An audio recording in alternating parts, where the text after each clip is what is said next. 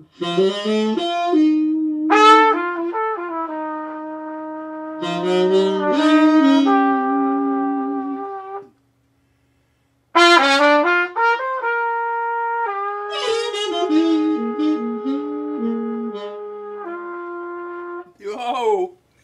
Mike Smith. Hey, Willie. What up, dog? Not much, man. You looking good there, man. You got your helicopter out there with all your earphones and all that ready to rock and roll, huh? Trying to update the Skype with a little more high-tech microphone. Well, man, you know, it was good to hook it up again. After all these years, we won't go into all the history, but Mike and I go back a little ways, and, you know, we've done a lot of music together, and I did a lot of music when he was still kicking the slats out of his cradle, and, but Mike's got it going, and playing, and teaching, and sounding super. I like your lesson. Mike just did a nice lesson with tritones. And these are some great little ideas, the things that make it easy to play. That's what we're after. And we're going to be doing a series of these. Mike's got some, you got anything else coming up you thinking about? Yeah, I'm going to try to do like a different key every week or so. Cool. So, you know, we'll go around the circle of fourths and... Well, I think everybody knows, well, everybody doesn't know how important it is to play in every key.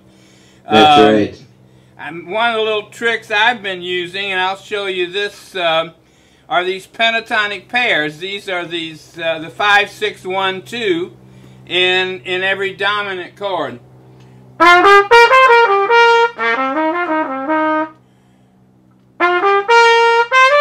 And that type of thing, and you can just build somewhat, put a little sound on. 1, 2, 1, 2, 3, 4.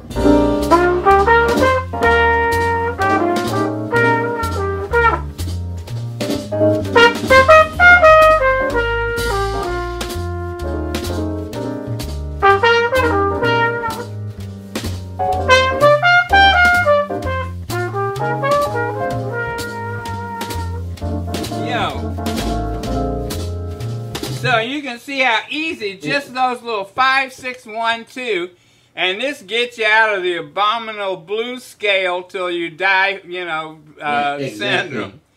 So this that's sort of the concept that I was going with the tritone thing.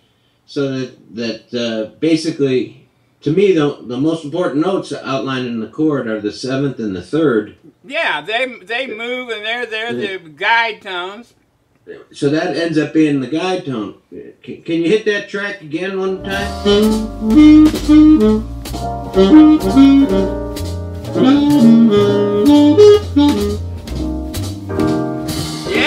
Yeah, that works. Was I on the right part there? Yeah, no, it sounds good. This is all new for putting this together with the Skype stuff. Some things you can do and some you can't. But no, you were on it. And that's a great concept. That's the new lesson that Mike's got online here.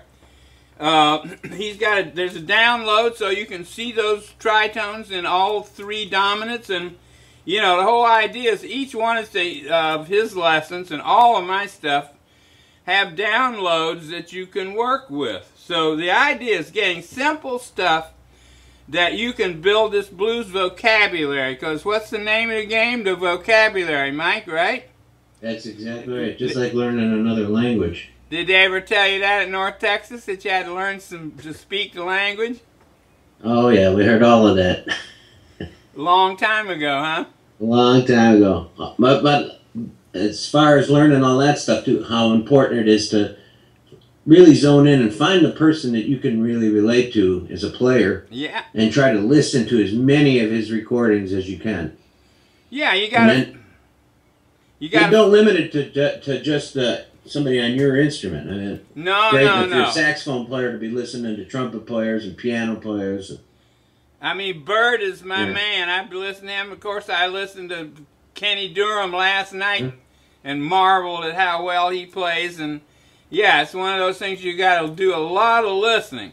But the tricks are making it simple and being able to explain things in an easy way, like these little pentatonic pairs, I call them. You can embellish those like this.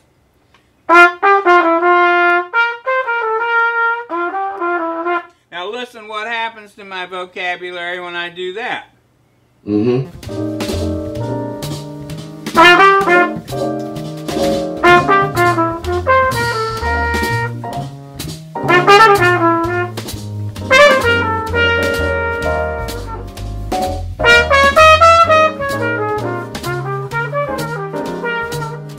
you throw a little blues scale in there. Yeah, that's right. And you got a lot of action going. So that's kind of my whole system, language system, is based on building simple vocabulary. You know, it's important to know all the scales and all of that stuff, but it's also important to know where the bebop is. Exactly. Well, that's what I was trying to do with the third and the flat 7. Yeah. And then using chromatics going in between them. So that would be.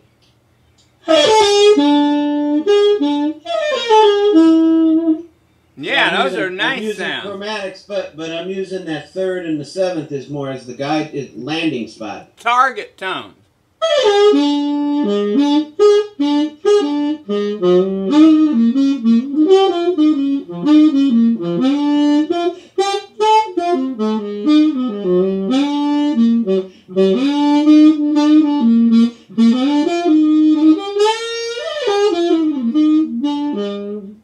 I'll tell you what would be sweet is also some special information for these sax players of ours online on articulation. You know, it ain't the same as the trumpet. That's a whole nother animal.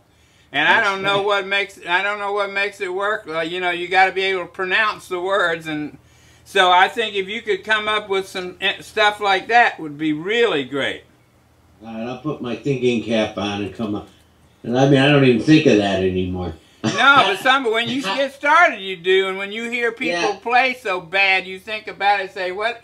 Give this guy some info," you know. Well, I think what a lot of young people do is it's either they tongue too much or they don't. There's no tonguing at all.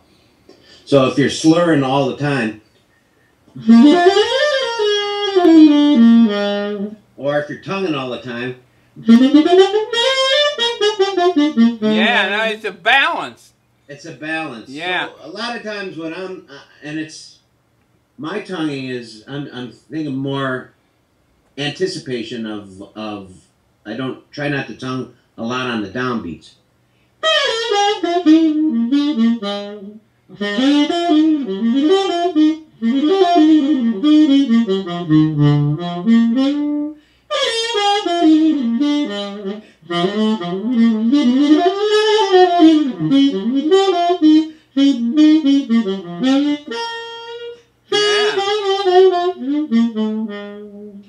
Yeah, that's it, man. Well, anyhow, I know this is going to be fun, and like I say, we'll get this out there and invite the folks in, and if you want to come check out the site, you get a little 10-day cruise on here on Uncle Willie and Mighty Mike here. And well, thanks so much for having me get me involved. Oh yeah, and by the way, check out the new saxophone, the Silver Eagle, man, has left the nest. And you can look on Mike's page on under the Teacher's Corner, Mike Smith, and you get the whole story about that there. So let's see if we can play it out here with a little. Here All you right, go. let's do that. Here you go.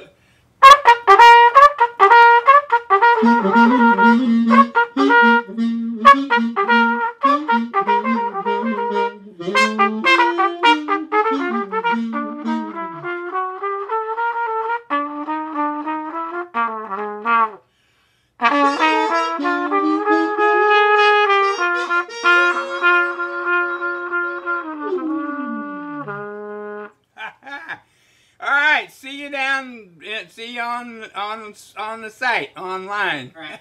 Thanks, Willie. Cool. All right. Take care now. All right, baby. All right.